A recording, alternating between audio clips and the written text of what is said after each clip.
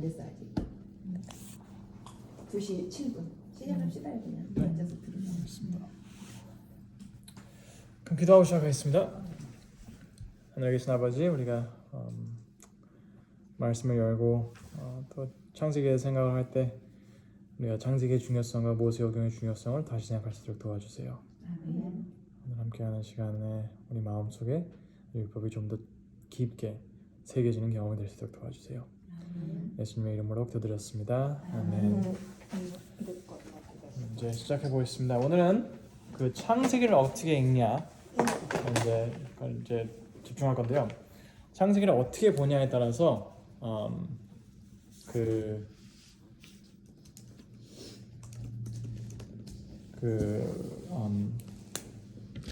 나머지 성경 전체가 이해가 달라집니다.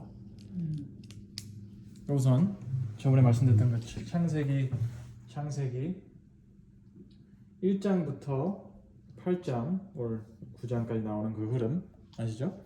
그 섬세한 서론하고 그다음 뭐죠? 빠른 요약. 그 다음에 디테일. 악한 세상이에요. 돌이킬 수 없는 세상. 그 다음에 구원의 기회입니다.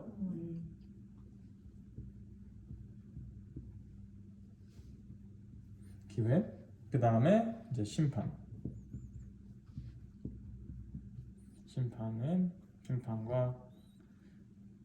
이제 이걸 어떻게 하냐에 따라서 멸망이냐 구원이냐 이게 정해집니다. 그렇죠? 섬세한 서론은 창세기 1장부터 4장까지 창조와 타락과 첫 살인을 굉장히 섬세하게 얘기를 해줘요. 그렇죠? 1장부터 4장. 근데 5장에 2000년의 시간을 빠르게 요약을 합니다. 그렇죠? 5장에 그 족보 나오죠. 그 다음에 악한 세상 6장 보면 세상이 너무 악해서 하나님께서 다 쓸어버릴 거라고 말씀하세요. 그렇죠? 하지만 그때 6장에 또 주시는 게 구원의 기회, 이게 바로 방주입니다. 그렇죠? 방주인데 이걸 통해서 하시는 심판이 방주에 타면 구원을 주시고 안 타면 멸망입니다. 왜냐면 세상이 너무 악하기에 이 멸망을 피할 수가 없어요. 세상 전체적으로. 그렇죠? 하지만 이 멸망을 피할 수는 없지만 하나님은 성경 보면 절대 악에 대한 결과를 멈추지 않으세요. 그렇죠? 모든 결과를 경험하게 하세요. 하지만 그 경험 속에서 하나님께서는 구원의 기회를 주십니다. 이게 바로 방주이고 그 엘리야고 그리고 예수님이고 이게 새 천사의 기별입니다. 방주가 다 똑같은 라인에 들어가죠. 근데 그 6장 두 개 다 악한 세상도 6장, 구원의 기회도 6장? 뭐 6장 이거는 중요하지 않아요. 몇 장은 중요하지 않은데 그냥 흐름이 그렇다는 거죠. 네. 그게 이제 창세기 1장부터 이제 창세기 1장부터 8장을 어떻게 이어져서 읽는 게 굉장히 중요하다는 거죠. 그냥 1장, 2장, 3장을 나누면 이게 보기가 힘들어요. 근데 이어서 읽으면 그 흐름이 보이고 그 결과들이 보이고 성경 전체가 그 흐름 안에 다 들어가는 걸 보게 되는 거죠. 그리고 다음에는 이 축복이 그 전에 다음에는 우리가 이제 아브라함의 시험이잖아요. 그 시험이 뭐였죠? 아들을 죽여라. 그렇죠? 근데 많은 사람들이 이 이야기를 보고 어떻게 하나님이 이러실 수 있냐 얘기를 해요. 그렇죠? 하지만 우리가 지금 함께 보겠습니다. 창세기 몇 장이죠?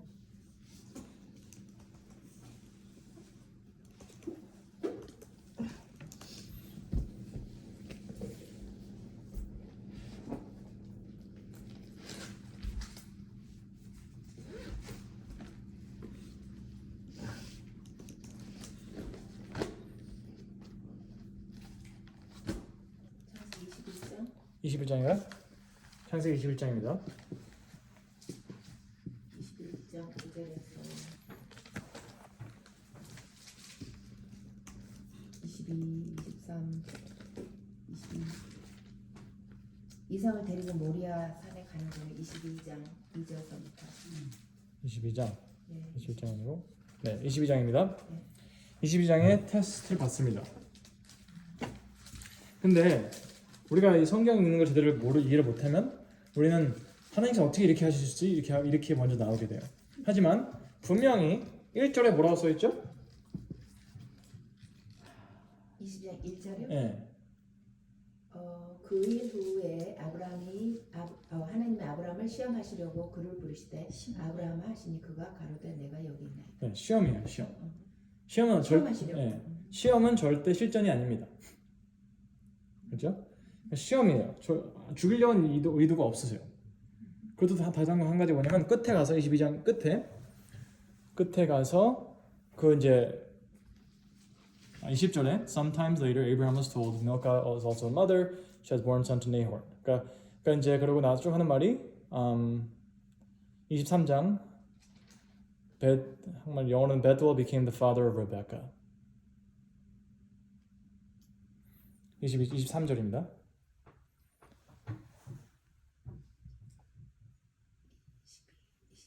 22장 23절 3절 뭐라고 써있죠? 이 8사람은 아브라함의 동생 나홀의 채 밀가의 소생이며 부두엘은 리브가를 낳았고. 감사합니다. 그럼 부드엘이 리브가를 낳았다고 했어요.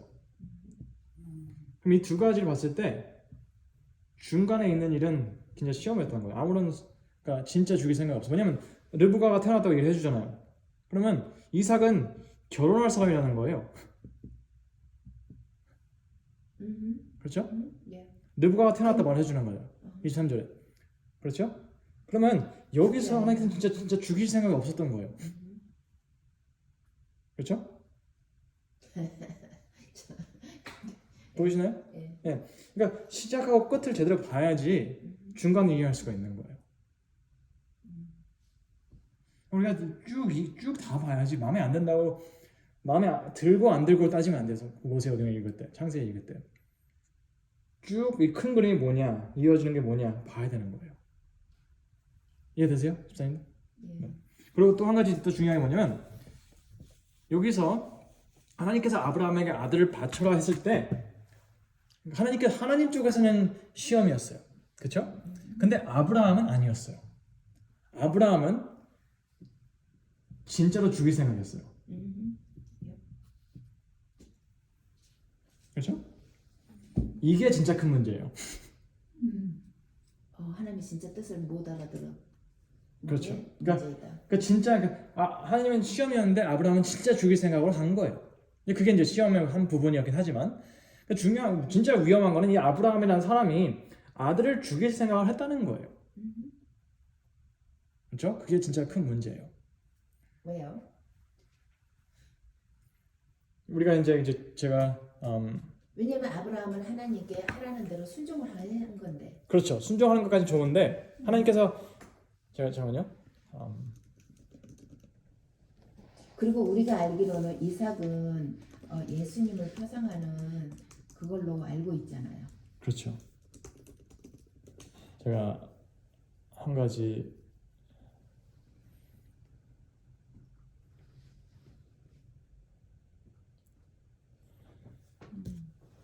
신명기 12장 4절입니다.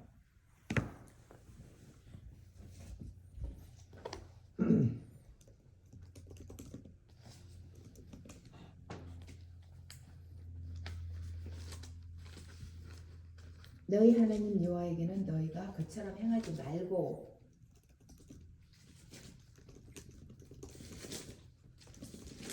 맞아요? 네, 맞습니다.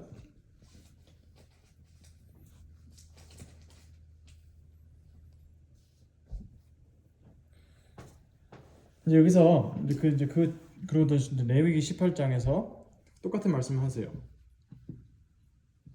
근데 여기서는 레위기에서는 무슨 말 하시냐면 아이들을 죽이지 말라고 했어요. 그렇죠? 아이들을 죽이지 말라. 몰래게 주지 말라. 원래 네. 무슨 하나님께서는 이 사람들의 하는 방법대로 나를 섬기지 말라고 하셨어요.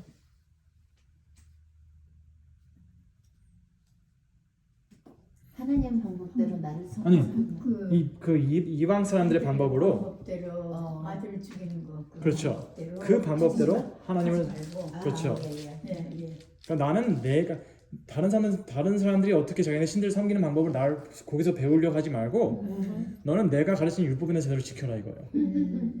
그렇죠? 근데 그 중에 하나가 아이들을 죽이는 거예요.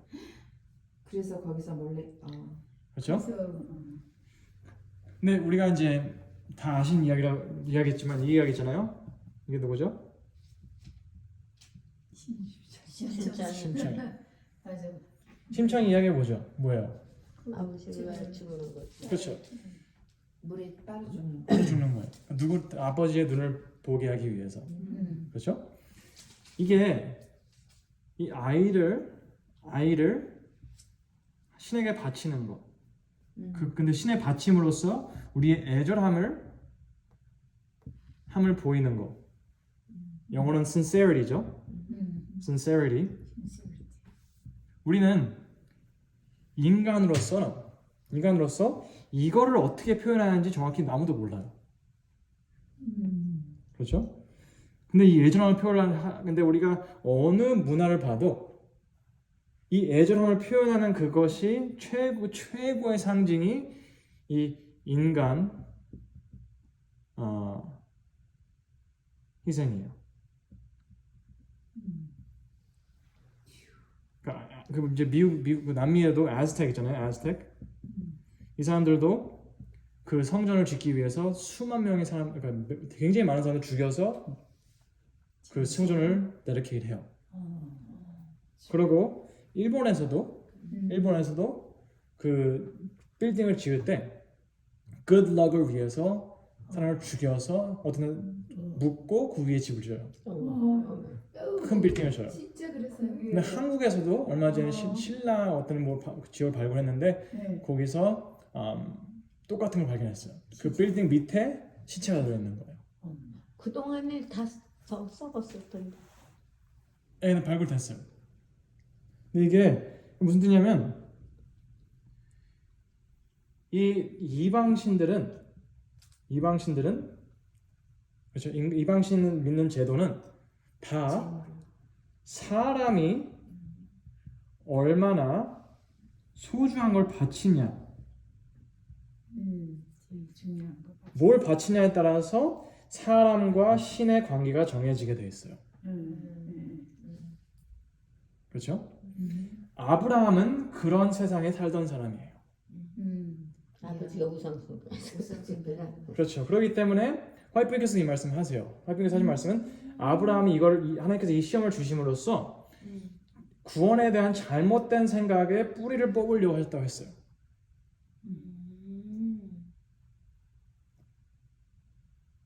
잘못된 이제 말씀은 잘못된 구원의 잘못된 이해를 뿌리를 뽑으려고 하셨다. 그런 식으로 말씀하세요. 그럼 무슨 뜻이냐면 이 아브라함이라는 사람은 자기가 이 하나님과의 관계를 자기가 얼마나 진짜 자기의 그 소중한 그걸 바치는 걸로 자기가 이제 왜냐 잘못했으니까 이제까지 잘못한 게 많았잖아요. 그래서 아들을 바침으로써 관계를 잘하게 하려고 하는 거예요. 근데 하나님께서 하신 말씀은 근데 아브라함이 그 아들을 데리고 올라갈 때 하는 말을 보면 이 아브라함 마음속에 두 가지가 싸웠다는 걸 알 수 있어요. 하나는 진짜 아들을 죽이려고 하고 있어요. 그렇죠? 근데 다른 한 말이 뭐냐면 하나님께서 God will provide for himself a lamb. 그러면 이 두 가지를 갖고 싸우는 거예요. 왜냐면 자기는 해야 된다고 생각하니까 하고 있는데 마음속 한 구석에는 진짜 제발 이 신은 달랐으면 좋겠다 하고 있는 거예요. 그렇죠? 그리고 나서 이제 그 상황이 되고 하나님께서 don't worry about it. 저기 내가 준비해 놓은 게 있으니까 저거 죽이고 끝내라면 난 네 아들 필요 없다 이거예요. 다른 이방신들은 다 아들들을 구했는데 나는 그게 필요 없다. 왜냐면 이 구약의 하나님은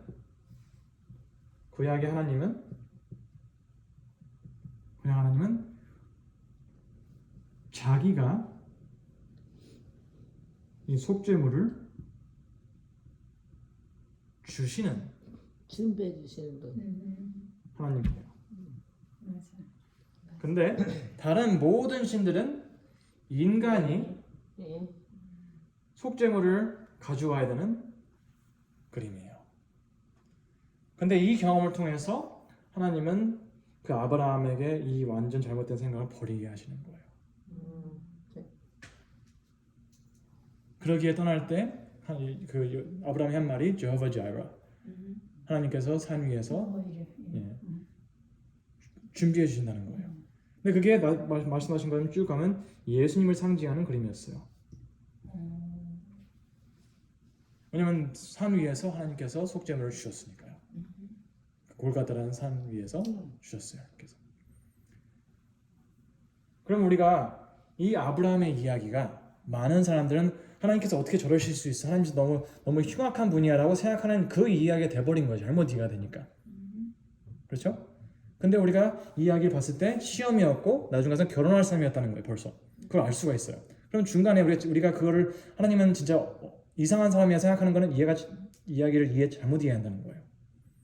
근데 우리가 구약 전체를 본다면 하나님의 말씀은 난 네가 가져온 거 필요 없고 너와 나의 관계는 내가 뭘 가져오냐에 달렸다 이거예요. 보이시죠?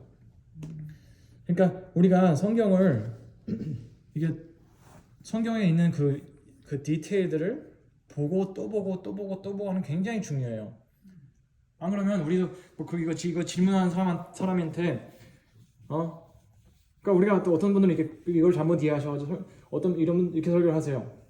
만약 하나님께서 당신의 아들을 제물을 바치라면 바치겠냐?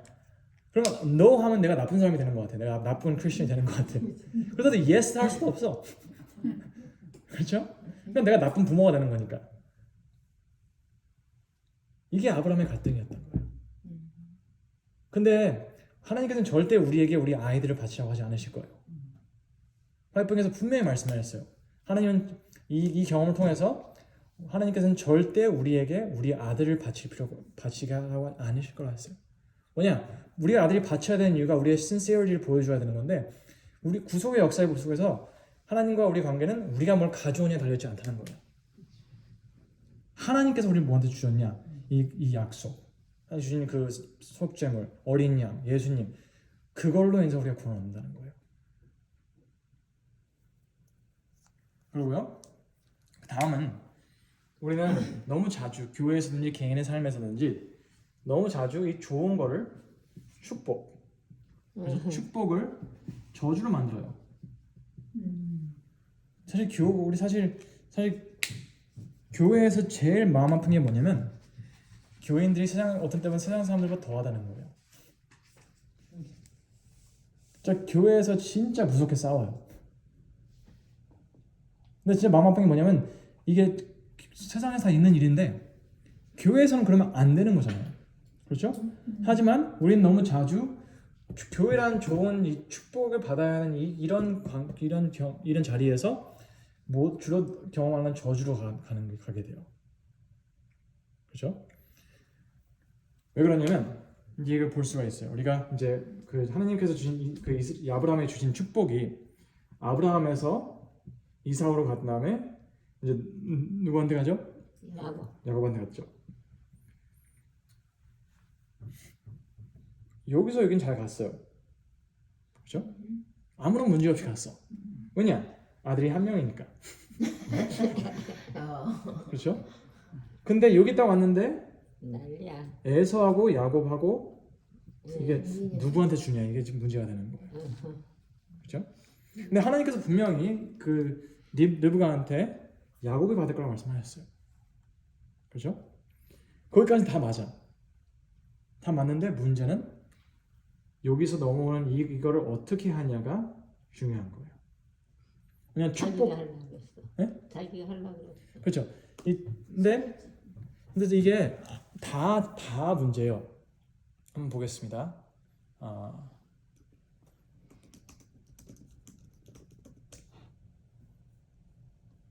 창세기 27장입니다.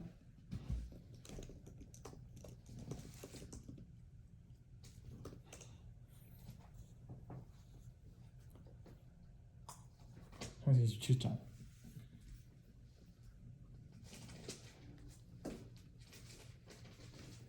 우리가 여기서는 주로 우리 여기서 야곱만 속임수를 썼다고 생각을 해요. 그렇죠? 근데 여기서는 다 속임수 썼어요. 이삭도 그렇고 그 에서도 마찬가지였고 그리고 르브가도 그랬고 야곱도 그랬어요. 여기서 솔직한 사람 한 명도 없어요. 왜냐면 이 옛날 시대에 장자권을 넘기는 것은 굉장히 큰 행사였어요. 그렇죠? 근데 이삭은 자기는 에서한테 주고 싶은데 그 르브가가 그걸 동의하지 않는 걸 알았어요. 그래서 이삭이 아무도 몰래 에서한테 주려고 한 거예요. 그렇죠? 그게 첫 속임수였어요. 그래도 에서도 그거에 동참을 했고 그게 첫 문제였고 다음에는 르브가가 야곱에게 속임수를 써서 받아와라 그랬어요. 함께 보겠습니다. 여기서 저는 이제 보는데 27장 1절에 이삭이 나이가 많이 어두워 잘 보이지 못하더니 마다를 에서를 불러 가로되 내 아들아 하매 그가 가로되 내가 여기 있나이다 하니 이삭이 가로되 내가 이제 늙어 어느 날 죽을지 알지 못하노니 그런즉 내 기구 곧 전통과 활을 가지고 들어가서 나를 위하여 사냥하고 나의 즐기는 별미를 만들어 내게로 가져다가 먹게 하여 나로 죽기 전에 내 마음과 내게 축복하게 하라. 그럼 여기서 계속 반복되는 게 뭐죠? 나예요. 이삭은 여기서 지금 나밖에 몰라. 그렇죠? 그 다음에 나를 위해 사냥하다 하시던 별미만 나로 먹게 하여 죽기 전에 내게 여호와 앞에서 내게 축복하게 하라 하셨으니 오케이. 근데 6절에 리브가 그 아들 야곱에게 이르되 내 부친 내 형의 말 내가 이르기를 내가 그런즉 8절 그런즉 내 아들아 내 말을 쫓아 내가 내게 명한 대로 염소를 가져와서 그것으로 내가 그가 만드니 그러니까 그래서 야곱은 엄마에게 말하는 내 형은 털 사람이고 나는 매끈매끈한 사람인즉 아버지께서 나를 만지실 때 내가 아버지께 속인 자로 배울지니 복은 고사하고 저주를 받을까 하나이다. 어미가 그에게 이르되 내 아들아 너의 저주는 내게로 흘리니 내 말만 믿고 쫓아가서 가져오라. 여기서 이삭은 나밖에 모르고 그렇죠? 리브가도 나밖에 모르고 야곱도 나밖에 몰라요.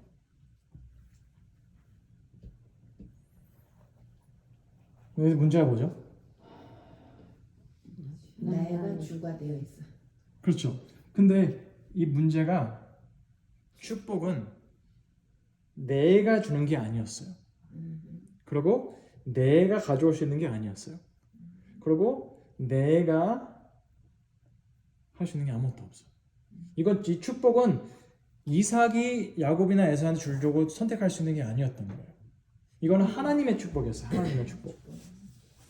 근데 이 말을 전체를 보면 하나님이 언급하는 말은 한 번도 딱 한 번 있어. 여호와의 앞에서 내게 축복하라 하셨으니.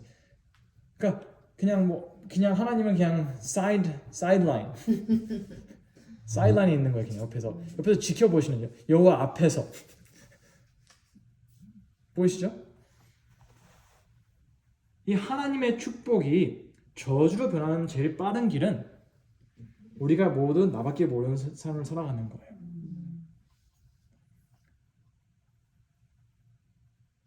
하나님의 축복이 나밖에 모르는 사람들한테 통해서 들어가는 결과는 저주입니다. 왜냐? 어떤 저주를 경험하냐면 야곱은 도망가요. 그렇죠? 그리고 나중 가서 여기서 이제 에서는 중간에 에서는 이거에 너무 마음 아파가지고 말을 안 듣고 마음대로 결혼을 해요. 그리고 리브가는 야곱을 절대 다시 보지 못합니다. 들어와요. 이 가족이 이 한 가지 이 잘못된 축복의 이해 때문에 가족이 완전히 파탄이 납니다. 교회에서도 교회가 무너지는 이유는 복잡하지 않아요. 다 사람들이 진짜 교회 오는 사람들 다 좋은 사람들이. 목사님 신발 있어요? 전 괜찮습니다. 그러니까 좋은 사람들이고 좋은 일을 하려고 하는 사람들이에요. 그리고 하나님의 축복을 경험하고 싶어하는 사람들이에요. 하지만 우리는 너무 자주 교회에서 축복이 아닌 저주를 경험한 사람들이 많이 보게 돼요. 근데 그게 이 사람들이 나쁜 사람들이가 아니에요. 이삭 좋은 사람이에요. 분명 성경에 보면 분명히 이삭이 아버지가 자기 죽이려고 할 때 안 도망갔어요. 하나님께 전적으로 맡기는 사람이었어요. 그리고 리브가도 생판 모르는 사람이랑 결혼하라고 해서 하나님께서 이 사람이랑 결혼하라고 했다고 해서 간 사람이고, 그렇죠? 그러면 에서랑 야곱도 이 하나님의 이 아브라함 가족에 주신 축복을 알고 큰 사람들이에요. 이 사람들이 이방인들이 아니에요. 이방인들이 아니에요. 다 교회 다니는 사람들이에요. 평생 교회 다니는 사람들. 근데 그들의 삶 속에서 하나님께서 주신 축복 이거를 제대로 이해하지 못하고 내가 축복하고 내가 원하는 사람한테 주려고 하고 그렇게 되면 파탄밖에 날 수 없습니다.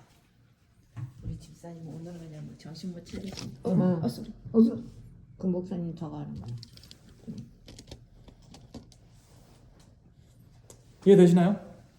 근데 그게 여기서 지금 제가 지금 아시는 거는 이 성경을 읽을 때 창세기 읽을 때 이 반복되는 말을 굉장히 조심히 봐야 돼요.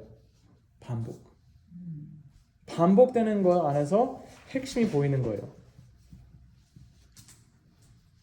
아까 보잖아요. 우리가 그 야곱과 에서와 레브가와 이삭의 말 속에서 그들이 말하는 거에 왜냐면 우리가 아시지만 우리가 사람의 말을 들으면 그의 생각이 보이는 거예요. 그렇죠? 뭘 말 많이 하냐에 따라서 뭘 많이 생각하냐 알 수가 있어요. 근데 그렇기 때문에 반복되는 말은 그의 생각의 핵심을 알 수 있다는 거예요. 근데 이 창세기 27장에서 이삭과 리브가와 에서와 야곱의 말 속에서 하나님은 없어요. 하나님의 축복 가지고 싸우는 건데 하나님에게 없는 거예요. 그 반복 속에서 문제의 핵심을 알 수가 있는 거예요. 그렇기 때문에 하지만 저는 이거 첫 번째 읽을 때 못 봤어요. 다섯 번째도 못 봤어요. 근데 열 번째 읽어서 제가 저는 이제 읽을 때마다 옛날에 완독할 때마다 제가 제가 원하니까 이제 뭐 더 알고 싶은 거에 대해서 이제 썰클했어요. 그래서 어떤 데는 한 번은 진짜 God만 썰클하면서 읽었어요. 그러니까 God 계속 썰클. 뭐 몇 개 나오는지 세는 건 아니고 그냥 God 있는 데만 썼어요. 그리고 하나님께서 뭐 I will 할 때 I will 하면 쓸 수도 있고. 그리고 어떤 데는 이제 그 성경에 나오는 뭐 metals 철 metals 뭐라 하지? metal. 철. 그러니까 이제 제가 그래서 보다 보니 이제 그런 걸 이제 썰클하다 보니까 그 다니엘서 2장에 금은 동철 나오잖아요. 보니까 그게 창세기가 모세오경에 또 나와요. 굉장히 자주 나와요. 주로 성소랑 연결되어 있는 거예요. 근데 이제 그렇기 때문에 이 반복되는 걸 보시고 또 보셔야 돼요. 그렇기 때문에 저는 계속 읽으라고 또 읽고 하는 거예요. 왜냐면 그래야지 우리가 전에 보지 못했던 반복되는 것들이 보이기 시작하는 거기 때문이에요. 그렇죠? 그리고 우리가 이제 다음 창세기 요셉이 감옥 갔을 때입니다.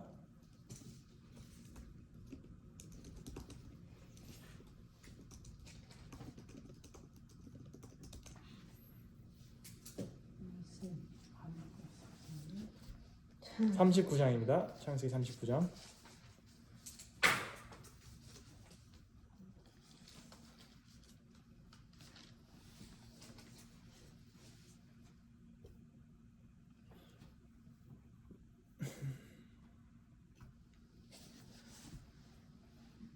아니요.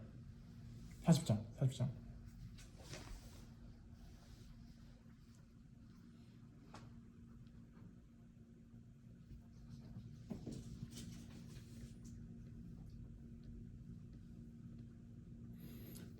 여기서 요셉이 하는 말 속에서 우리 또 반복을 볼 수가 있습니다. 40장 14절에 이렇게 말합니다. 누가 읽어주시겠습니까? 당신이 잘 되시거든 나를 생각하고 내게 은혜를 베풀어서 내 사장을 바로에게 아뢰어 이 집에서 나를 건져 주소서. 15절. 나는 히브리 땅에서 끌려온 자여 여기서도 옥에 갇힐 일은 행하지 아니하였나이다. 네, 감사합니다. 요셉이 이 사람에게 부탁을 해요. 제발 잘 되면 나 좀 도와달라 이거예요. 뭐 특별한 거 아니에요. 우리도 친구들한테 그러잖아요. 잘 되면 잊어버리지 말라 이거잖아요. 나 좀 같이 끌고 올라가라고. 근데 여기서 요셉이, 근데 문제가 요셉을 이 사람은 2년 동안 잊어버려요. 그 약속한 도움을 안 줘요. 그렇죠? 근데 문제가 뭐냐면 요셉이 여기서 14절하고 15절에 계속 나오는 말이 나를 생각하고 내게 은혜를 베푸어 내 사정을 바로 구하여 이 집에 나를 건져내소서. 나는 히브리 땅에서 끌려온 자여 여기서도 옥에 갇힐 일 행하지 아니하였나이다. 그러면 요셉의 답답함은 나예요. 생각해 보세요. 내가 잘못한 게 없다 이거야. 내가 잘못한 게 없으면 그게 사실이라도 문제가 뭐냐면 그럼 잘못한 사람이 있다는 거예요.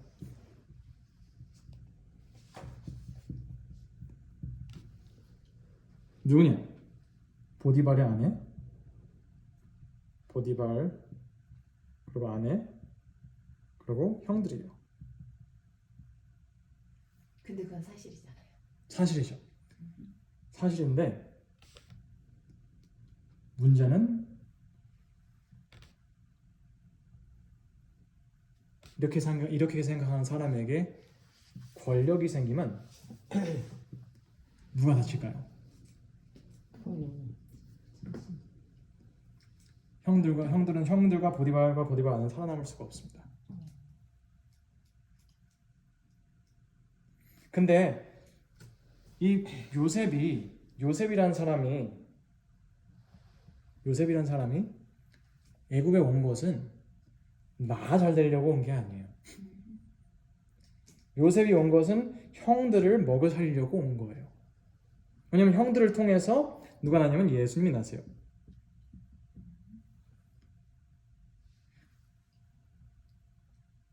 이랬던 사람이 이제 보지 않을 건 41장에 바로를 직접 만납니다. 직접 만나요. 처음에는 이 술 맡은 관원을 통해서 만나고 싶었어요. 술 맡은 관원을 통해서 도움 좀 받으려고 했는데 그게 안 돼. 그리고 굉장히 사실 와이프께서도 굉장히 마음이 아팠다고 했어요. 그걸로 인해서 요셉이. 근데 41장에 바로를 직접 만났을 때 그는 자기에 대해서는 아무 말도 안 하고 그 주어진 상황에 대한 해결책만 말하고 말을 멈춥니다. 지혜로운 사람을 찾으세요 라고 말하고 멈춰요. 무슨 뜻이냐면 이랬던 요셉이 41장에서 바로를 만날 때 자기는 그 대화가 끝나고 감옥으로 돌아가도 자기의 삶을 하나님께 모두 맡긴 사람이라는 거예요.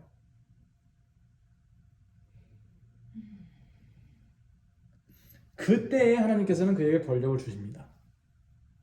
그래서 그를 통해서 사람들을 구원하십니다. 그게 형들이 됐든 애굽 전체였든 구원하는 사람을 찾는 거예요. 우리가 역사를 보면 이렇게 영어로는 이제 oppressed 당한 사람들, oppress가 영어로는 뭐지? 이렇게 눌림 받았던 사람들이 그 일어날 때 억눌림 받은 사람. 절대 그 아름다운 그림이 아니에요. 사람들이 많이 죽어요. 그렇죠? 이 프랑스 혁명 때도 그게 그냥 막 심심해서 난 게 아니잖아요. 많은 사람들이 너무 막 민족이 너무 눌려 있다가 갑자기 빵 터지니까 이제 자유를 얻으려고 힘을 얻으니까. 근데 그 사람들이 힘을 얻었을 때 굉장히 많은 사람들이 죽었어요. 근데 하나님께서는 이 요셉이라는 사람을 통해서 그런 일들을 보기 원하시지 않았던 거예요. 그렇기 때문에 하나님께서는 2년이라는 시간을 더 있으면서 2 years라는 시간을 더 있으면서 이런 마음을 완전히 포기하게 만드신 거예요. 이런 사람만이 권력을 진짜 제대로 이행할 수 있는 사람이거든요. 근데 이 나를 기억하라. 내게 좋은 일을 좀 있게 해달라. 이렇게 하는 거는 요셉이 이 마음의 준비가 안 됐다는 거예요. 권력을 쓸 수 있는 마음의 준비가. 그것도 반복해서 볼 수가 있습니다. 그리고 다음은 우리가 이 창세기를 볼 때 요셉의 형들 어떻게 요셉을 팔할 수 있을까 그런 의문을 갖게 돼요. 그렇죠? 당연한 의문이에요. 근데 우리가 그런데 나중 가서 너무 좋은 사람 돼 있잖아요. 그렇죠? 베냐민이 잡혀가야 될 상황인데 내가 대신 있겠다 그러고 막 바뀌었어요 뭔가. 그렇죠? 근데 우리는 이 사람들을 어떻게 이해할지 몰라요. 그럼 하나님께서 어떻게 저런 사람들을 이렇게 쓰실까? 그렇죠? 근데 우리는 이 성경을 창세기나 모세오경 전체를 장절로 나눠서 보면 이해를 할 수가 없어요. 근데 창세기 1장부터 50장까지 한 단위라고 생각하고 읽으면 이 사람들의 그 과정을 볼 수가 있어요.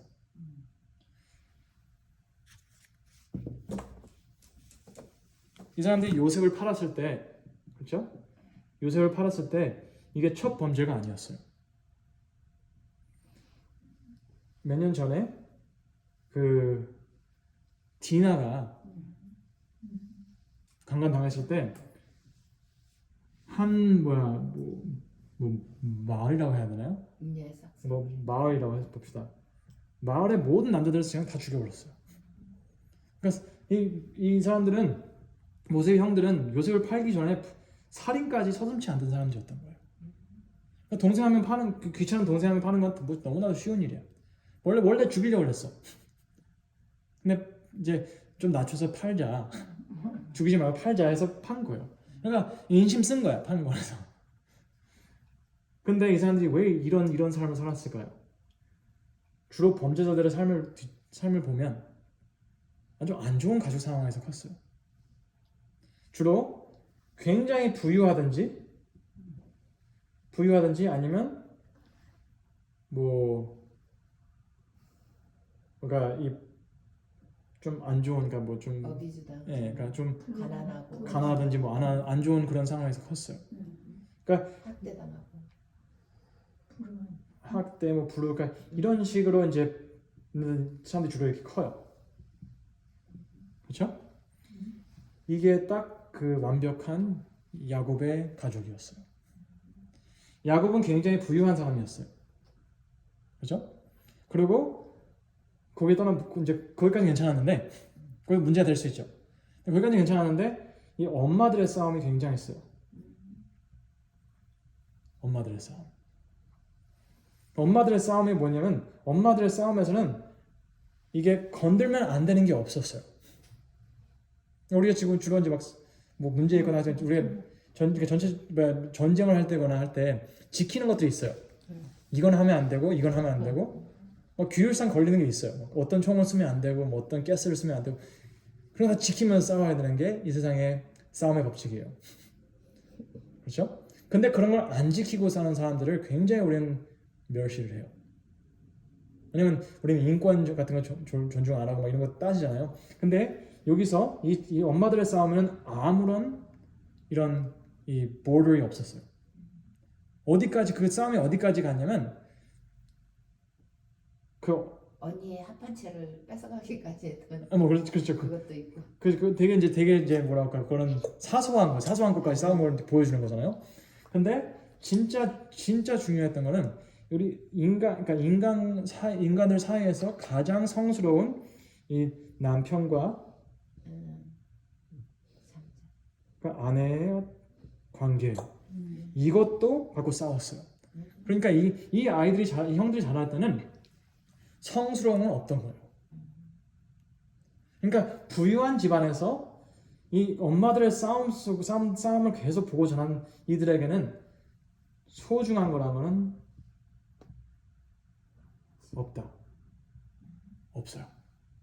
그러니까 마을 한 개를 점령할 수 있고 동생까지 팔아볼 수 있는 사람이 된 거예요.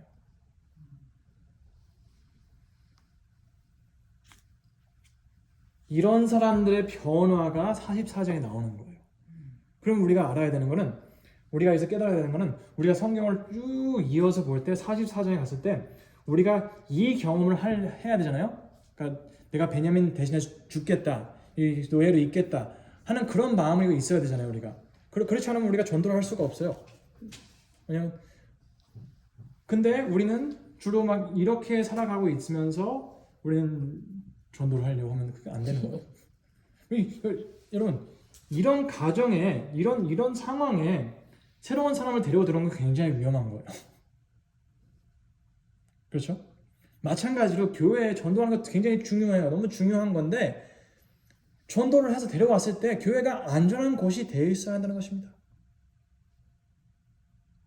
근데 교회는 주로 이 아까 봤던 것처럼 이삭과 야곱의 그런 그 야곱과 이삭과 르브가와 에서의 싸움처럼 나만 생각하고 내가 축복 받으려고 하고 내가 좋아하는 사람을 축복 받고 싶어하고 그러고 있는 과정에서 우리는 교회들이 파탄 나고 싸우고 깨지고 그런 와중에서 무슨 사람들 데려오겠어요? 위험한 것이에요. 저는 한 가지 궁금한 게 있는데 질문해도 되죠? 네네. 이 일들이 있기 이전에 아브라함이 그 새랑 뭐 이런 거 짐승들 갖다 놓고 쪼개잖아요. 네. 근데 그 쪼갤 때 아브라함이 이제 깜깜해지는데 두려움이 오잖아요. 그때 하나님이 그 말을 하잖아요. 네가 너희 자녀들이 애굽 땅에서 400년 동안 종살하겠고 그리고 이 사건이 생긴 거잖아요. 요셉을 팔고 들어가고. 그렇죠. 근데 거기에 대한 그 어떤 해명이 없고 갑자기 그냥 툭 튀어나와서 하나님이 너희 백성들은 너희 후손은 애굽에 들어가서 400년 동안 종살이 하겠다. 그렇게 됐는데 그럼 못 찾겠다. 그렇죠. 제가 이제 그것도 할 거예요. 제가 여기 말씀드릴게요. 근데 이것도 이 큰 그림 안에 들어갑니다. 네. 그러니까 이제 그 다음에는 근데 이게 우리가 이제 그 요셉의 형들의 이 변화가 있잖아요. 변화가 있어요. 근데 이 사람들이 어떻게 그 변화를 경험했을까요? 우리는 창세기 44장에 그 답을 찾을 수 있습니다. 창세기 44장에 이 베냐민을 놓고 가야 될 상황이 와요. 그렇죠? 근데 웃긴 게 저번에는 요셉을 팔았을 때는 멀쩡한 아무 잘못 없는 동생을 팔아버리고 이야기를 만들어내요. 그렇죠? 근데 이번에는 이야기 만들어내지 않아도 그냥 손쉽게 없앨 수 있어요. 왜냐면 이 형들이 요셉을 죽인 이유가 요셉이 그 아버지의 페이보릿이었잖아요. 그렇죠? 그렇기 때문에 그게 싫어서 죽였어요. 없앴어요. 근데 요셉이 없어지면 삶이 좀 좋아질 거라 생각했는데 베냐민이 다시 new favorite이 된 거예요. 그래서 유다가 그렇게 얘기를 해요. 그러니까 이게 베냐민의 new favorite이다. 그러면 만약 형들이 안 바뀌었다면 여기서 이 new favorite 한번 없애보자. 또 어떻게 되나. 그렇게 될 수가 있는 거예요. 근데 여기서 하는 말이 44장에 보면 제가 읽진 않을 건데요. 유다가 내가 대신 있겠다 얘기를 해요. 그리고 하는 말이 나는 절대 아버지의 아픔을 볼 수 없다 이래요. 볼 수 없다 이래요. 저는 이거를 딱 처음 저는 이 고등학교 때 아직도 이게 눈앞에 선명해요. 이거를 읽었을 때 그 마음에 그 왔던 그 감동은 너무 뚜렷해서 아버지의 아픔은 무슨 얘기였을까요? 요셉을 잃었던 이런 거. 요셉을 잃은 그 말이었어요. 유다가 하는 말이 우리가 아버지가 요셉을 잃었을 때 얼마나 아팠는지 봤다. 근데 요셉을 잃은 게 그냥 잃은 게 아니야. 우리가 갖다 파는 거잖아. 그러니까 이 유다는 그러니까 우리가 인간이 우리 사람으로서 초점이 바뀌어야 돼요. 보는 눈이 바뀌어야 돼요. 사람 보는 눈이 바뀌어야 돼요. 무슨 뜻이냐면 유다가 요셉을 봤을 때는 자기의 초점에서 봤어요. 어허. 자기의 초점에서 보니까 굉장히 annoying한 little brother이야. 말 안 듣고 아빠한테 고자질하고 아빠의 사랑 다 독차지하고 그러니까 자기 초점에서 굉장히 쓸데없는 싫은 동생인데 그 팔아 없애버리니까 이 아버지의 초점에서 요셉은 어땠는지 깨닫는 거야. 형들이. 상대방 입장에서 이제 보기 시작하는. 그렇죠. 그러니까 제가 그때 확 눈물 막 울면서 느꼈던 게 뭐냐면 아무래도 저는 유다가 옛날에 요셉을 보는 초점으로 사람들 본다 이거예요. 하지만 나는 내가 경험해야 되는 거는 이 변화를 경험하고 나서 유다가 베냐민을 보는 눈빛으로 사람들을 봐야 한다는 거예요. 나 저 사람 없이는 하늘나라 못 가요. 왜냐면 나는 저 사람이 안 왔을 때 아파하실 하나님의 마음을 모습을 보기 싫다 이거예요. 왜냐면 하나님께서는 우리 모두가 구원받기 원하신다고 말씀하셨어요. 근데 우리는 주로 우리 초점으로 사람들을 보기에 그들을 좋게 못 봐요. 하지만 우리가 아버지의 아픔을 이해한다면 그 아들을 내려주신 하나님의 마음을 예수님을 주신 그 마음을 이해한다면 우리는 절대 베냐민을 요셉을 보던 것처럼 보지 못할 것입니다. 근데 중요한 건 뭐냐면 이 아버지의 아픔, 요셉이 없어졌을 때 느낀 아픔을 우리 잘못이라는 걸 깨닫지 못한다는 거예요. 그렇죠? 유다가 깨달은 건 우리가 요셉을 팔아버렸기에 아빠가 아팠다 이거예요. 그러면 아빠가 아픈 건 내 잘못이었다 이거예요. 우리가 아버지 하나님의 아픔을 이해하는 것은 우리 죄 때문에 예수님께서 돌아가셨기 때문에 하나님이 아프시다는 걸 우리가 깨달아야 된다는 거예요.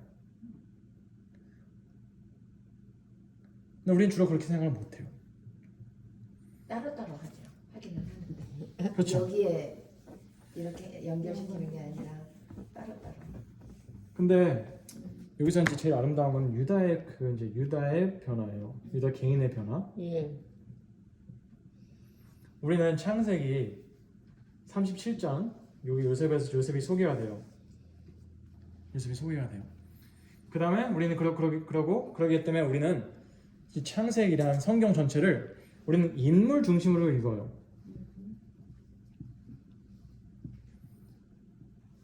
그러기에 우선 이제 아담과 하와의 이야기가 나오고, 그 다음에 노아 이야기, 그 다음에 아브라함 이야기, 이삭 이야기, 야곱 이야기, 그 다음에 요셉 이야기로 끝난다고 생각을 해요.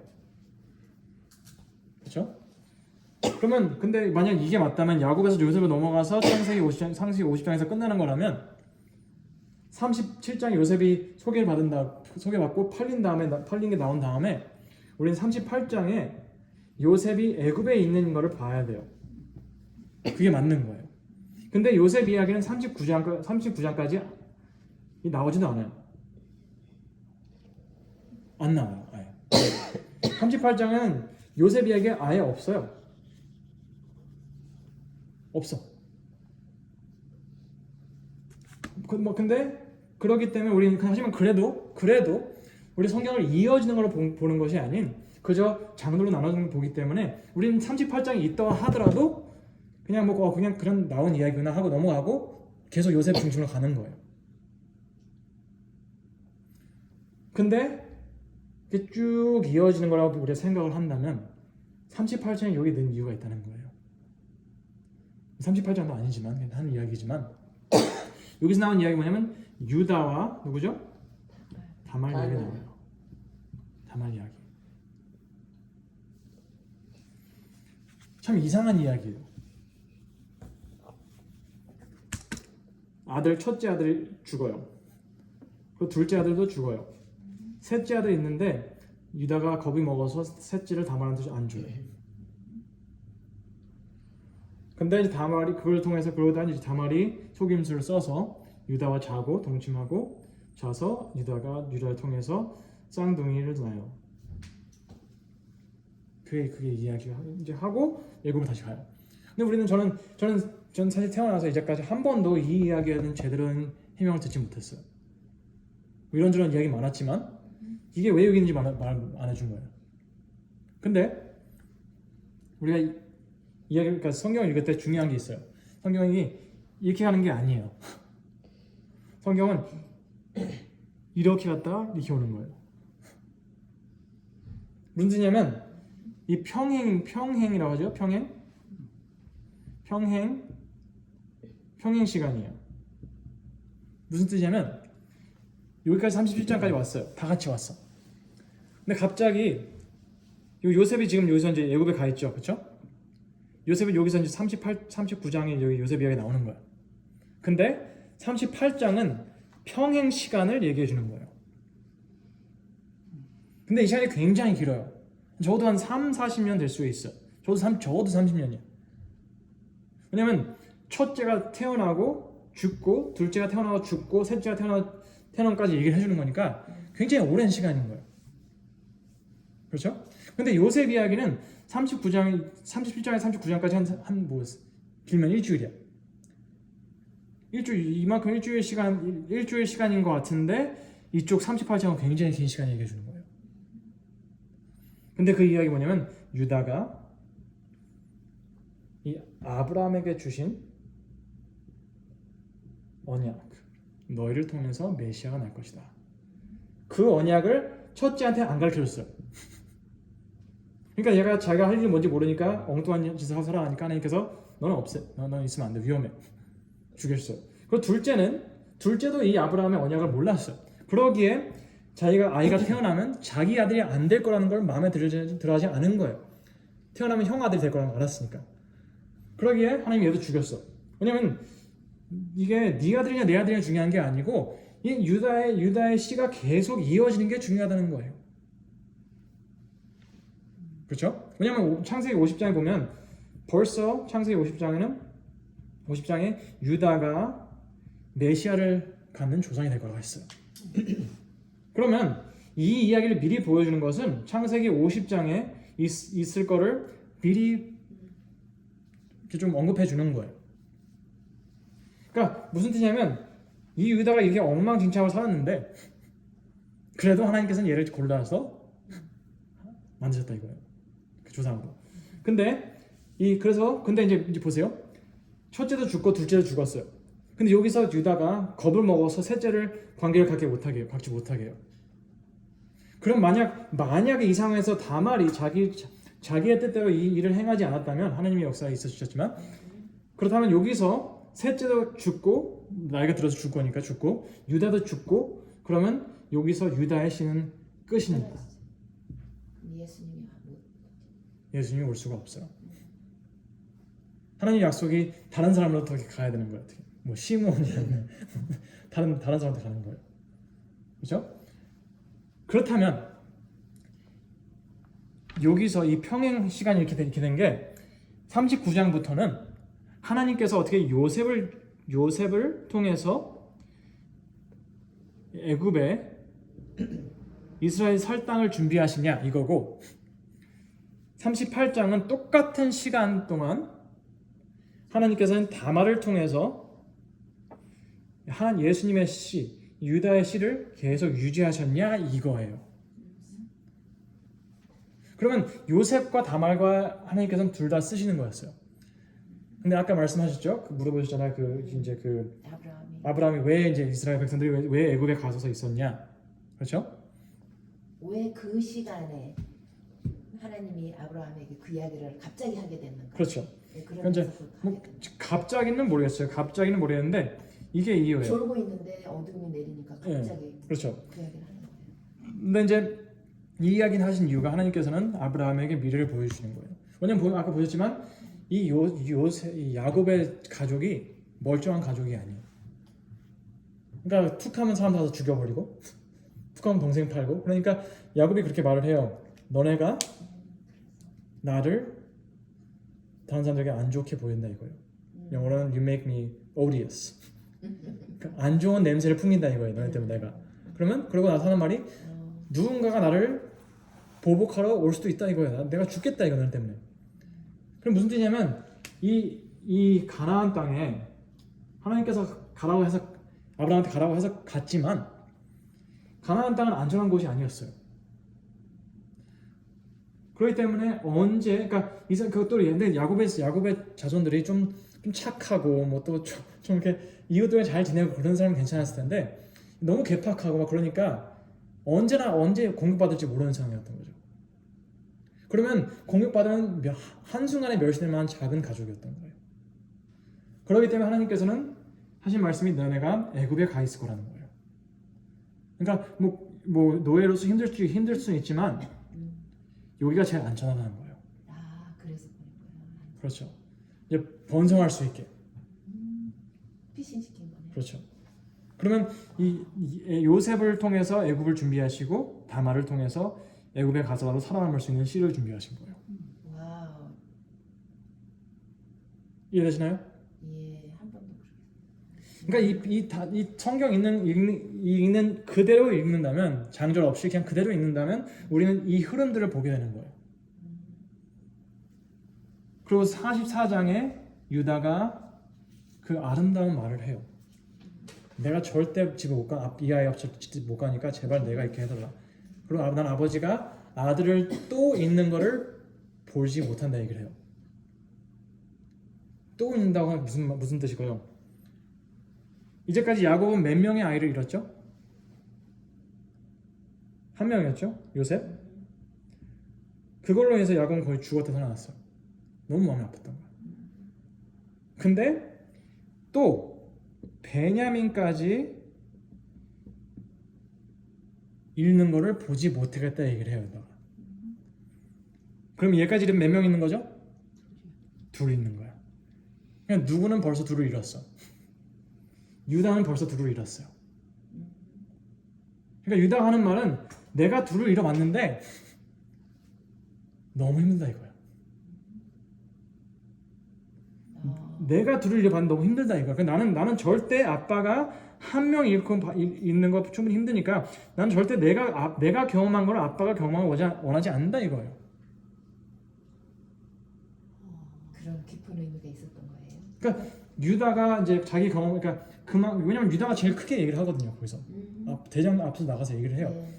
근데 유다가 그 누구보다 아빠를 잘 이해하는 사람이었던 거예요. 그러기에 유다가 그 아빠한테 내가 베냐민 내가 책임지고 갔다 오겠습니다 하셨을 때 아빠는 믿고 보낸 거예요. 그럼요. 유다가 그 두 자식을 잃었을 때 그때가 그 요셉의 아버지가 요셉을 잃었을 때하고 그 시간차가 어떻게 되나요? 그러니까 나중이죠. 그러니까 보면 이 그 38장에 보면 at this time이라고 했어요. 그럼 팔고 나서라는 거예요. 유다가 먼저 자기 아들을 잃고 그렇죠. 요셉 사건은 나중이지. 그러니까 예. 아니 저기 그러니까 정확히 언제는 모르겠는데 그 영어로는 at this time이라고 했어요. 그러니까 지금 이게 이 38장의 일이 여기서 시작됐는지 정확히 모르는데 비슷한 시간의 흐름이었다는 거예요. 아니 근데 요셉이 아니 유다가 다시 애굽으로 들어가가지고 베냐민을 네. 벌모로 잡아가지고 데려오고 그 사건은 나중이라는 거예요. 나중이죠. 예. 그게 나중. 그건 44장이죠. 나중이죠. 그렇죠. 그러니까 38장의 아픔을 경험한 유다가 44장에 이렇게 아름답게 얘기를 할 수 있는 거죠. 조금 이해가 안 되네. 만약에 유다가 두 자녀를 잃은 경우가 먼저라면 먼저죠. 그러면 요셉을 죽이진 않았을 거 아니에요. 그렇죠. 그걸 팔아넘기지 않았을 거라는 거는 이미 유다는 자기 경험을 통해서 그 아버지의 아픔을 미리 알았다라는 소리인데. 그렇죠. 그거는 언제 있어요? 저는 이제 그거는 그러니까 성경 그러니까 제가 그냥 읽었을 때는 at this time 했을 때 팔고 낳은 후라는 가능성이 높다는 거죠. 이제 아이들은 먼저 태어날 수 있는데 그가 이제 그 이제 왜냐면 at this time 그러니까 다말과 이제 경험 이제 다말을 데려오는 이야기가 나와요. 그러면 팔고 나서라는 이야기 가능성이 제일 높죠. 이해되셨나요? 근데 어떻게 다말이 그거를 알고 자기가 어떻게 해서든지 아기를 가져야 하는 그거를 알고 있었나요? 그죠? 전 그럴 수도 있죠. 왜냐면 그 유다가 한 말이 영어로는 she is more righteous than I, or you are more righteous than I. 그러니까 무슨 뜻이냐면 너는 네가 할 도리를 했다 이거예요. 왜냐면 무슨 뜻이냐면 righteous than I 하는 건 나는 내가 할 도리 아니야. 내가 이 시아버지로서 막내 아들 너한테 주는 게 맞는데 나는 안 했으니까 너는 그래도 너는 이 가족의 그 뭐랄까 며느리로서 유일한 며느리로서 네가 할 도리를 했다 이거예요. 왜냐면 다말이 할 일은 그 씨를 계속 유지하는 거니까요. 근데 우리가 이 평행 시간이 이 37장에서 시작해서 38장 얘기해주고 이 44장에 만나잖아요. 그리고 50장에 끝나요.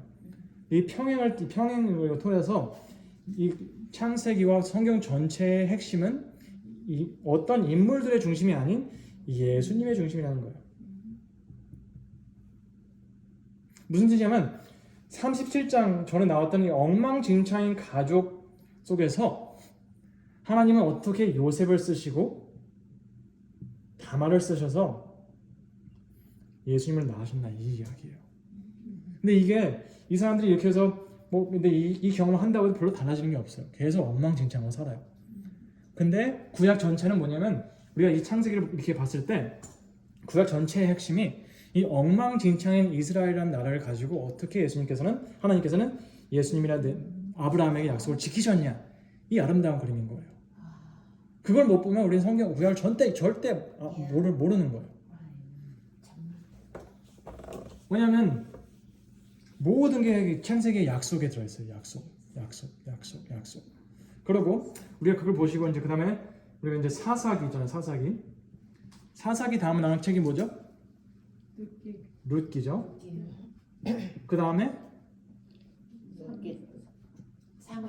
사물. 네. 근데 우리는 주로 이렇게 생각을 해요. 이거 다음에 이거 일이 있었고 다음에 일이 있었고 이렇게 얘기를 해요.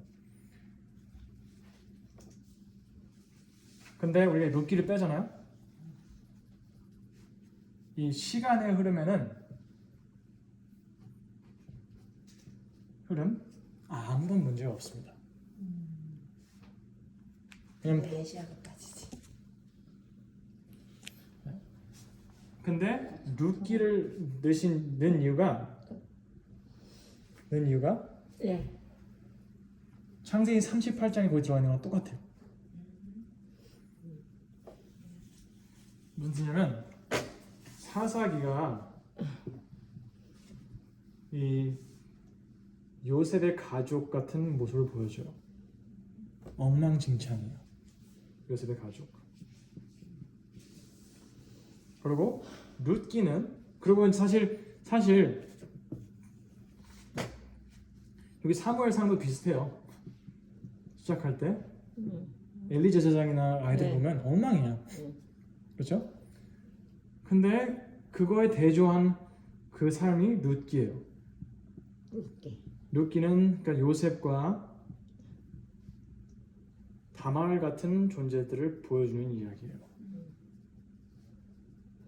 그렇죠? 그다음 무슨 뜻이냐면 우리가 사사기의 끝에 그들의 너무 심각한 그 악한 삶 때문에 베냐민이라는 지파가 없어져요? 거의 없어져 버려요. 300명 남아요. 300명. 그렇죠? 그럼 무슨 뜻이냐면 이게 어떻게 보면 홍수를 경험한 거나 마찬가지예요. 죄로 인해서. 그렇죠? 그럼 이스라엘이라는 나라는 베냐민 지파가 300명 없어진 거 보면 이 상태로 가다가 다른 지파들도 없어질 것 같아요. 그렇죠? 왜냐면 지금 베냐민만 악한 게 아니에요. 다 악해요. 그래서 지금 다 없어질 것 같은데 모든 와중에 우리 희망을 주는 게 룻기예요. 우리가 그 사사기 21장 24절인가 25절인가 사사기를 한 단어로 뭐랄까 절로 우리 요약을 한다면 이렇게 볼 수가 있어요. 21장 25절. 그때 이스라엘에 왕이 없었으므로 각 사람이 각각 그 소견을 옳은 대로 행하였더라. 맞네요. 25절. 마음대로 살았다는 거예요. 죄. 그러면 그게 스스로 지르다 생각하면 그게 죄예요. 그렇죠? 근데 그걸로 인해서 지금 죽음이 온 거야. 베냐민 지파가 거의 없어진 거야. 근데 룻기는 뭐냐면 시작할 때 사사들이 뭐라 했지? 영어로는 when the judges ruled. 그러니까 사사들이 지도자들로 있었을 때라는 뜻이죠. 근데 이 사람들 룻기는 뭐냐면 룻은 이방인이에요. 그렇죠? 이방인. 그리고 둘 다 과부들이에요. 근데 그들이 와서 그 추수가 있을 때 보리를 예. 이제 가져가는 거 하잖아요. 예, 주는 거 하잖아요. 근데 그게 율법에서 해도 된다고 했기에 한 거예요. 왜냐면 그 율법에서 그 이삭 주는 그게 이방인들과 과부들을 위한 거라고 했어요. 나도라고 했어요. 그렇죠? 그래서 율법이라고 해서 이렇게 했어요. 그리고 나중에 또 이 룻이 결혼을 하는데 그 보아스가 그래요. 너는 의로운 여자라고. 왜냐면 아무한테나 갈 수 있었는데 나한테 왔다 이거예요. 뭐냐? 이 율법이 보아스와 결혼하면 땅을 돌려준다고 했기 때문이에요. 땅을 돌려줄 수 이런 보아스가 다시 살 권리가 있으니까. 그러면 룻은 마음대로 살아가는 이 사람들을 대조했을 때 그들은 이방인과 과부들을 위한 율법의 그 이익을 믿었고, 그리고 결혼 관계도 율법에 하라고 한 거를 했다는 거예요. 그래서 나온 사람이 아들이 오벳, 그다음에 그 사람의 아들이 이세, 그리고 그 아들이 다윗이라는 거예요. 그럼 무슨 뜻이냐면 이 사사기에서 사무엘상으로 넘어갈 때 이스라엘에게 희망이라는 건 별로 없었어요. 엉망진창인 거예요. 그리고 이게 그냥 평민들만이 아니라 이 제사장까지 문제가 있는 거예요. 제사장의 아이들이 엉망으로 살고 그런 세상에서 무슨 희망이 있냐 이거예요. 근데 그런 상황 속에서 하나님께서 가지고 계시는 우리가 가질 수 있는 희망은 율법을 사랑하는 사람들이라는 거예요. 근데 율법을 사랑하는 사람들이 또 누구냐면 계시록 14장 12절에 성도들이 여기 있나니라고 얘기합니다. 하나님의 계명을 지켰다고 했어요. 그럼 무슨 뜻이냐면 우리가 계시록 보잖아요. 계시록 보면 계시록이 말해주는 그 마지막 때의 세상은 사사기와 너무 비슷한 그림입니다. 하나님의 율법은 무시하고 자기 마음대로 살다가 진짜 엉망진창인 세상에 살고 있는 거예요. 근데 그 와중에 우리는 성도들은 율법을 사랑하는 사람들이라는 거예요. 자, 한 가지만 더 얘기하고 근데 이것도 이 그림도 우리가 창세기에서 38장을 제대로 이해하지 못하면 이 그림을 캐치할 수가 없는 거예요. 놓쳐요. 38장의 평행 시간을 알면서 또 나오네 하면 되는 거예요. 그리고 나중 가서 이 다윗의 그 도시인 베들레헴에서 누가 나죠? 예수님이 나십니다. 그러면 예수님께서는 다말과 요셉 같은 사람들 통해서 유지하셨고 룻 같은 사람들을 통해서 율법을 사랑하는 사람들을 통해서 나오시는 겁니다. 그러니까 우리는 율법을 사랑하지 않고는 우리를 통해서 세상에 예수님이 나오실 수 없다는 거예요. 불가능해요. It's impossible.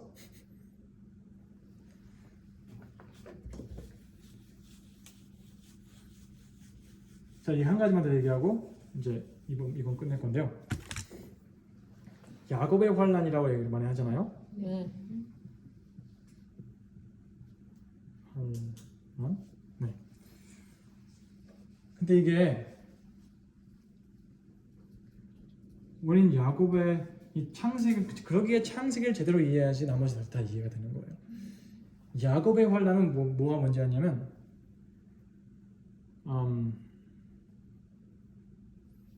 하나님께서 돌아가라고 했어요. 집으로 가라고 했는데 여기서 에서가 자기를 죽이러 오는 거야. 그렇죠? 근데 이 죽이러 오는 이유가 뭐냐면 그냥 에서가 나쁜 사람이어서가 아니고 야곱이 죄를 져서요. 그럼 이게 뭐냐면 야곱은 자기의 죄 때문에 자기 혼자만이 아닌 자기 가족들 전체가 죽음을 당할 위험이 있는 거예요. 그러면 두 가지의 이 문제가 있어요. 야곱한테.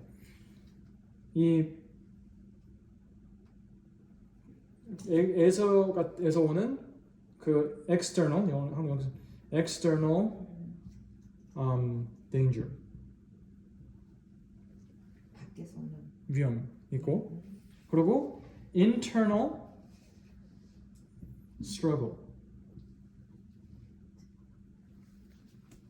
겉에서 오는 위험과 안에서 있는 갈등이 이 두 가지가 이게 야곱이 겪었던 고난이에요. 근데 근데 여기서 야곱의 희망은 단 한 가지였어요. 하나님께서 약속이 뭐냐면 하나님께서 내가 너를 분명히 집으로 데려갈 거라 이거예요. 그럼 분명히 집으로 데려가면 이거 형한테 죽는 거는 그 그림에 안 맞는 거예요. 그렇죠? 집에 안전하게 돌아가고 내가 너를 통해서 이 축복을 주겠다 하는 그 말씀에 에서에게 죽는 거는 이게 안 맞는 거야. 근데 문제가 뭐냐면 이 야곱의 이 경험 속에서 밖에서 오는 뭐랄까 danger 그리고 내 마음이 하고 있는 이 두 가지 사실 이것 말고 더 있는 게 있어요 인생에서 없잖아요. 우리가 갖고 있는 생각과 보이는 것과 다른 게 없잖아요. 다른 게 없어요. 인간의 삶 속에서. 그러면 이 야곱의 삶 속에서 보이는 것과 보이는 거 느끼는 거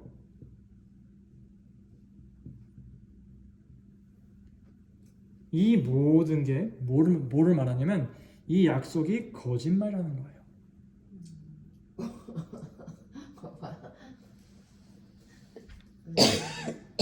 그렇죠?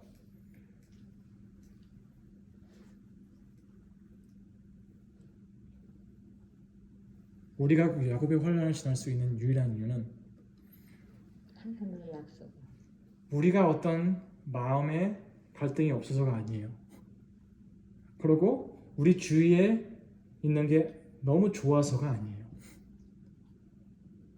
우리가 환란을 겪을 때 우리 마음속을 양심은 굉장히 힘들 거예요. 설빙에서 말씀하셨어요. 그리고 주위에 있는 모든 사람들 우리를 죽이려고 달려들 거예요. 그렇죠? 근데 그럴 때 우리는 요즘 우리가 너무 자주 하고 있는 이 신앙생활의 경험 속에서는 이 경험을 이겨낼 힘이 없어요. 왜냐면 우리가 주로 얘기할 때 우리가 생각하는 그런 부흥이나 깨달음 이런 것들은 다 보이는 것과 느끼는 걸로 그거를 정해요. 했을 때 사람들이 얼마나 좋아하냐. 그리고 했을 때 내 기분이 어땠냐, 내 감정이 어땠냐, 우와 이렇게 했냐 이런 걸로 정하는 거예요. 그게 그 경험을 했는지 안 했는지. 보이는 것과 느끼는 걸로 정해요. 그런데 이 믿음이라는 게 이런 게 없을 때 필요한 게 믿음이에요.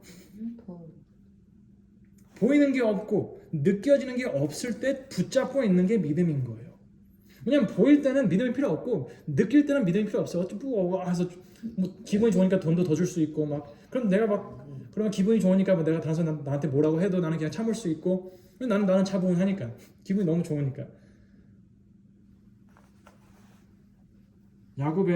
근데 우리는 너무 자주 이 진짜 야곱이 경험했던 이 상황을 경험해보지 못할 때가 많아요.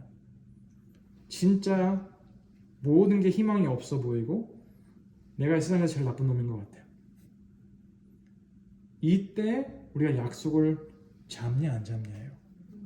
근데 그 전에 우리는 이 약속을 아냐 모르냐예요.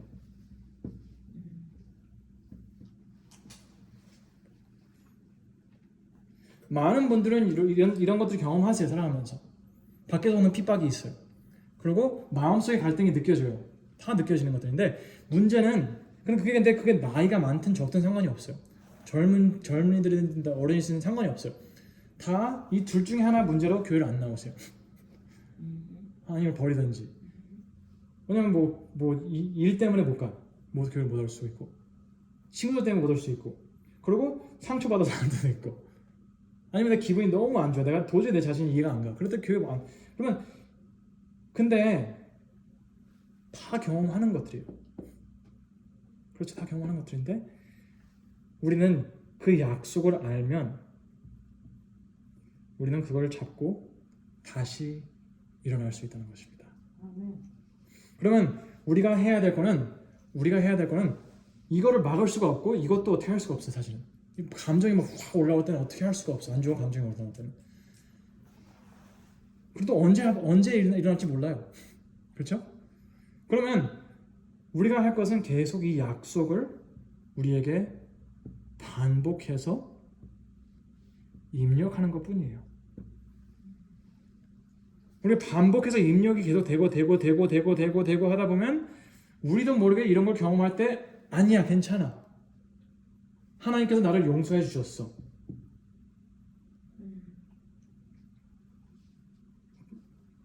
사실 우리가 힘든 거는 우리의 마음속의 갈등 때문에 힘들어요.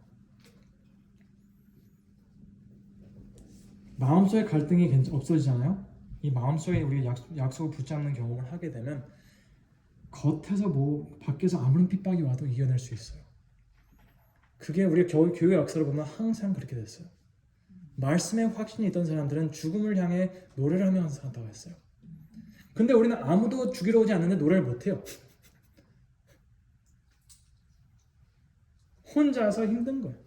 근데 그게 우리가 나쁜 사람이 아니고 우리가 신앙심이 약해서도 아니고 우리가 잘못돼서가 아니고 우리는 그냥 머릿속에 우리가 느끼는 거는 internal struggle밖에 없지 약속이 우리 머릿속에 울리지 않는다는 거예요. 그럼 우리가 시간이 있을 때 할 수 있는 최고의 우리가 미래를 위한 제일 최고의 준비는 시골로 가는 게 아니에요. 시골도 가야죠. 중요하죠. 저도 시골 굉장히 좋아하고 저는 시골에 가야 저는 100% 믿습니다. 하지만 거기 간다고 해서 우리가 더 구원을 잘 되는 건 아니에요. 근데 우리가 약속을 알면 우리는 어느 상황에 있든 우리가 구원을 받고 있는 건 당연하고 또 우리를 통해서 룻과 다말의 것처럼 우리를 통해서 예수님이 우리 주위에 있는 사람들에게 보여주거라는 것입니다. 그러기에 저는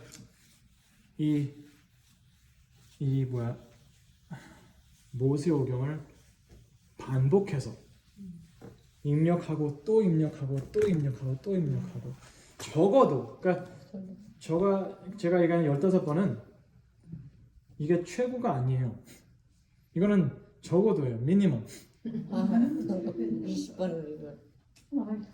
저는 이제 어제로 제가 한 24번 읽은 거, 23번 읽은 것 같아요. 이거 읽을 때 보통 몇 시간 걸려서 읽어요? 몇 시간? 넌 자기가. 저는 제가 읽는 건 506페이지예요. 예. 그러니까 저는 이제 60으로 나눠서 예. 6, 8, 48 그렇게 해서 주로 이제 한 10시간 정도 걸려요. 근데 그게 이제 맨날 읽는 게 아니고 맨날 10시간 읽는 게 아니고 저는 그러니까 지금 이제 읽을 때는 한 일주일에 한 번, 아니면 2주일에 한 번 정도 읽으려고 해요. 왜냐면 그게 계속 읽어야지 계속 프레시하니까. 그래서 저는 24번, 3번 읽었으니까 저는 지금 역사책을 봤어요. 역사책을 봤는데 역사책은 지금 3번, 한 12번, 13번 읽었어요. 그래서 지금 14번째 이제 읽으려고 하는데 벌써 딱 시작할 여호수아 책에서 딱 시작하는데 벌써 하나님께서 하신 말씀이 너가 성공을 하려면 율법을 매일 묵상해라 말씀을 시작하시는 거예요. 그래서 이 하나님께서 우리에게 바라시는 것은 완벽한 삶이 아니에요. 왜냐면 그건 그냥 태어날 때부터 안 되는 거였어요. 인간이기에. 하지만 우리가 하나님께 우리에게 바라시는 것은 하나님의 완벽함을 붙잡으려는 거예요. 하나님의 신실하심을 붙잡으려는 거예요. 하나님께서는 자기의 약속들을 지키실 거야. 거기에 목숨을 걸라는 거예요. 그게 성경의 그림입니다. 기도하겠습니다. 하늘에 계신 아버지, 우리가 창세기를 보고 말씀을 볼 때 답답하고 이해 안 되는 부분이 많이 있을 수 있습니다. 하지만 우리가 읽는 자는 깨달을진저라고 하신 그 약속을 믿고 읽고 또 읽고 또 읽고 할 수 있도록 도와주세요. 우리 살아가면서 밖에서 오는 핍박도 있고 마음속 안에서 일어나는 그 갈등들이 너무 힘들 때가 많습니다. 하지만 그때마다 우리는 보이는 것과 느끼는 거에 우리의 성공과 실패를 맡기는 것이 아닌 우리가 계속 반복해서 읽고 또 읽고 입력한 우리 마음속에서 우렁차게 울리는 그 약속들을 믿고 붙잡는 저희들이 될 수 있도록 도와주세요. 그래서 우리를 통해서 하나님께서 다말과 요셉과 룻을 통해서 예수님을 태어나게 하신 것처럼 우리를 통해서도 율법을 사랑함으로써 우리를 통해서 예수님이 우리를 통해서 우리 주위 있는 사람들에게 나타나서 우리와 그들이 함께 구원을 경험할 수 있도록 도와주세요.